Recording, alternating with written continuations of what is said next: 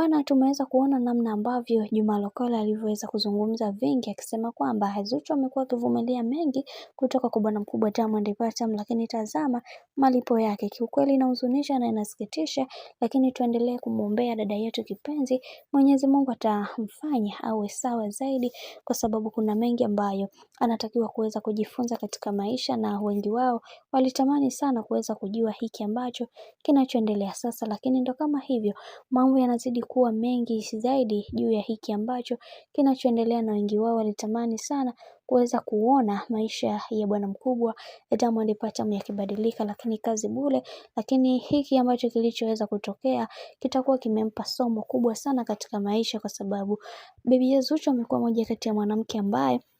anamjali na kumpenda, lakini matokeo yake ambayo ameweza kuyafanya yameweza kuwaacha watu midomo wazi, na wengi wao wamekuwa wakizungumza mengi wakisema kwamba kiukweli kwa hiki ambacho anachokifanya Diamond Platnumz sio kitu kizuri, hasa kwa sababu kuna mambo mengi ambayo amekuwa akiyafanya, na wengi wao wanatamani kuweza kufunguka vingi, ila yote tunamuomba Mwenyezi Mungu aweze kusimama naye imara, kwa sababu tunaona kabisa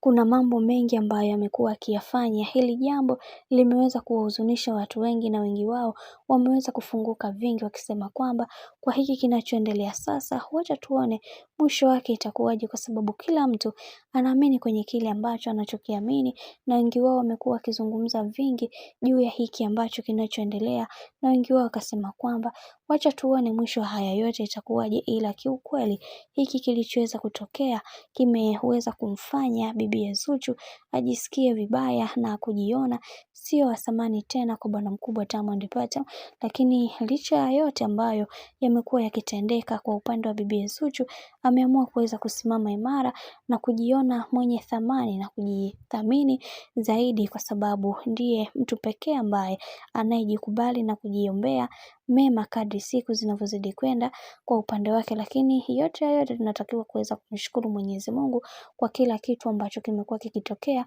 katika maisha yake, kwa sababu kuna mengi ya kuweza kujifunza katika hii dunia.